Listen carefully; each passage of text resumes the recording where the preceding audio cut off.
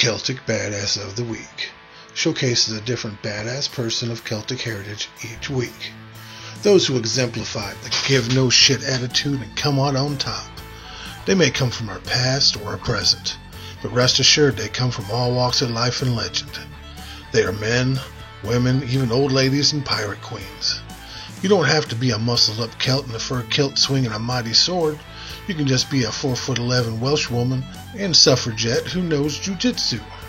Most of these badasses are all too real.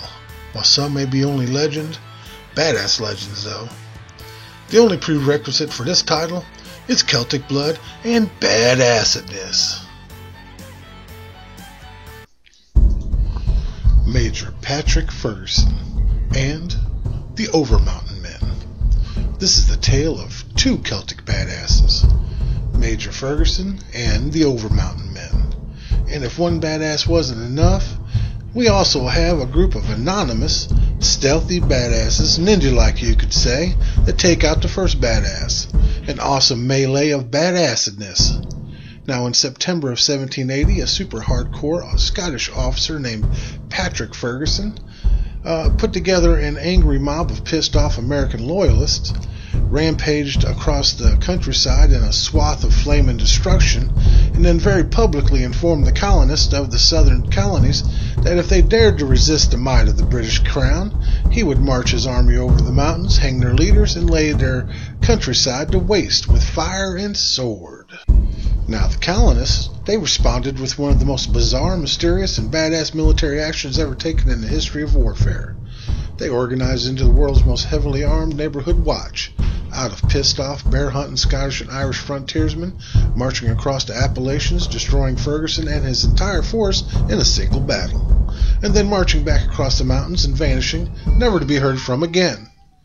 Though the details are a little better now than they were at the time, to this day, we still don't really know who these guys were, how many of them there were present at the battle, or what happened to them after the fighting ended. And because none of the soldiers involved in this conflict belonged to any kind of organized army, or combat regiment, or militia, we know them today only as the Overmountain Men, and their story is just as weird as you might imagine. The story of the Overmountain Men begins with Major Patrick Ferguson of the 71st Highland Regiment of Foot. The son of a Scottish judge, Bulldog Ferguson was a battle-hardened veteran who had been forged in the fires of the 7 Years' War and the wars of the British India, who generally got impatient any time he wasn't shooting dudes in the face or banging his sword against another man's skull. Now in 1777 he was transferred to the colonies and ordered to smash everyone's balls apart, and on his way out to the battlefield, Ferguson spent his free time inventing a badass new breech-loading rifle capable of firing about twice as fast as a normal Brown Bess flintlock musket. Now the British commander in the colonies, the Right Honorable Sir General Lord Sir Henry Clinton, Esquire, MP, appointed Ferguson to lead a special forces sniper platoon armed with these new weapons, but unfortunately Fergie got his arm blown off at the Battle of Brandywine, and only having one functional humerus makes it kind of difficult to be a world-class rifle marksman. Now, Ferguson got the arm amputated, spent his rehab time teaching himself to sword fight and fire pistols with his offhand, and as soon as his wounds were healed, he was right back out there grinding rebel brains into pudding under the hooves of his warhorse. Now, Ferguson earned a pretty hardcore reputation at the incident at Little Egg Bottom, which is admittedly kind of an adorable name for this one. But he bayoneted 50 of Casimir Pulaski's colonial hussars to death in their sleep, and then set fire to the entire village on the New Jersey coast. Kind of not really awe. And throughout the war, Ferguson was known for being brave, ultra-daring, fearless, and completely ruthless to his enemies. This reputation brought Bulldog Ferguson to the attention of Lord Cornwallis, the commander of the British operations in the South. And in 1780, Ferguson was transferred south to join the war against the rebels down there. Cornwallis had secured Georgia and South Carolina, defeated the last major colonial American army in the region in open combat, and was now moving up into North Carolina to try and break the back of the rebellion. Well, one big problem for the Brits at this time was that you had a bunch of rebel patriots running around doing guerrilla shit like Francis Marion and Mel Gibson in The Patriot. And the British not only had to face colonial armies on the battlefield, but they also had to quell the populace as well.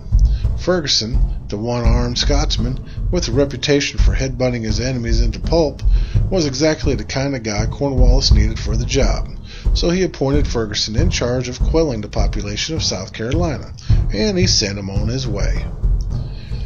So, Major Patrick Ferguson immediately recruited a huge angry mob of American loyalists and began laying waste to the countryside. Now, whenever you see pictures of Ferguson's forces, they're all wearing the British redcoats that we know and love. But, in reality, Ferguson himself was the only British soldier present at the Battle of Kings Mountain. The rest of his men were all American colonials who decided they'd rather fight for their king than join the rebellion. As a result, you end up with a lot of real heinous shit going down because the men in his command weren't professional soldiers. They were colonial provincials. And while I'm sure a lot of them really wanted to give their lives for king and country, they were also a lot of dudes who signed up just because they wanted to burn their asshole neighbor's house and steal his TV. Now Ferguson, by most accounts, was a total war kind of guy who believed in burning the enemy's crops and means of production to keep them from maintaining their war effort. But he wasn't a murderous psychopath guy either, though unfortunately his army ended up becoming more or less just an angry mob of dipshits who would pillage a town, hang everybody, and plunder the abandoned homes and then burn the place to the ground. Not really awesome. Ferguson, to his credit though, initially attempted to discipline his men for hanging a bunch of civilians, but of course, any time he tried to implement order, the militia dudes would just desert him. And Ferguson needed the manpower, so he couldn't really afford to piss them all off. Eventually he quit trying and just decided to lean into it, using his new reputation as a terrifying Scottish Genghis Khan to issue a decree to all patriots in the southern colonies as well as those across the Appalachians. If you defy me, I will murder you and your entire family and torch your city to ashes. Of course, this didn't go too well. Now even today, we don't know much about the Overmountain Men. We do know that they came from towns in the western parts of Virginia, North Carolina, South Carolina, Georgia, and the present-day states of Tennessee, West Virginia, and Kentucky. You know, these weren't really colonies at the time. They were more territories, but still full of patriots. Now, when word got out about his actions and his declaration, a call went out across the western towns and homesteads, any man willing to fight to grab his rifle and meet up at a place called Sycamore Shoals. Now, we don't know how many men responded to the call, who they were, or where they came from, but we do know that a pretty large group of pissed off Irish and Scottish frontiersmen, homesteaders, Indian fighters, and mountain men met up in western Tennessee, crossed 90 miles of mountain, rivers, and wildlands in 5 days, and ended up outside Kings Mountain, North Carolina on October 7th, 1780. Now, Major Ferguson heard rumblings that these militias were organizing against him, and he wanted to lure them into a big-ass fight where he could crush them all at once like a steamroller over my collection of army men when I was a little boy. So he took his loyalist forces, about 1,000 troops, and marched them to the top of the big forested hill called Kings Mountain. He built some real, shitty half-assed fortifications, set up his camp, and waited for the colonials to drop by and inform him that they were ready to be mutilated by the loyalists. Now, on October 7, 1780, the colonials arrived, but they didn't form up and fight real war the way Ferguson was hoping. Ferguson had been expecting that kind of like a reverse Bunker Hill. The rebels would form up in their shitty, disorganized militia companies, charge uphill like morons.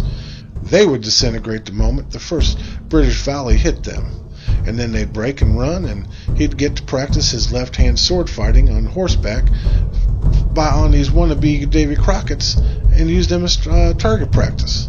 But this wasn't what happened, you see. The colonials here weren't pro-military, and they didn't even try to be. These were hardcore, bearded, buckskin wearing, raccoon skin hat wearing wilderness people who had spent their entire lives hunting bears with flintlock and getting into gunfights with the Cherokee, and their style of battle wasn't going to translate well to fighting the King's infantry.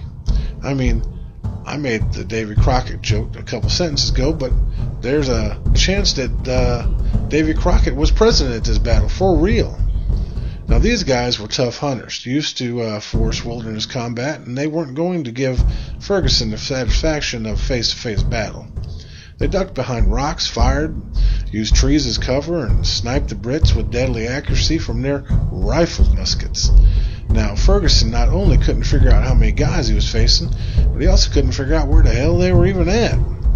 He formed his armies up into rank and file, charged down hills with bayonets a half a dozen times, and then had to walk back up the hill again when the frontiersmen slipped away into the forest. While bravely leading the final of these futile charges, Ferguson caught a bullet to the heart, and he died on the field. The battle was over in a few hours. The British suffered 157 dead, 163 wounded, and over 700 captured. Now, the Overmountain Men claimed less than 30 killed in the battle. The Overmountain Men treated the wounded Brits, paroled the captives, hung 9 of the loyalists for various crimes they'd committed during their rampage, and then disbanded and were never seen again. There's something just really awesome, weird, and poetic about the whole thing. This was just a group of ordinary guys, people with homes and families and farms or whatever, and when they heard that this army was going to come in and start messing stuff up, they formed up to deal with this Ferguson dude.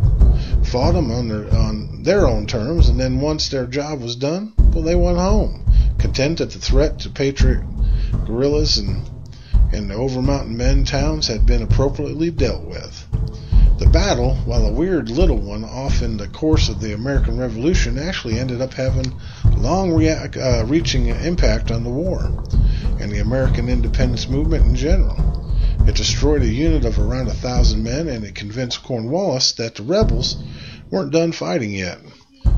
He pulled back on his raiding operations, consolidated, moved north to Carolina, and was defeated there. The British would lose control of South Carolina soon after and would surrender at Yorktown less than a year later, ending the American Revolution. We don't know who they were, but we do know one thing. They were badasses.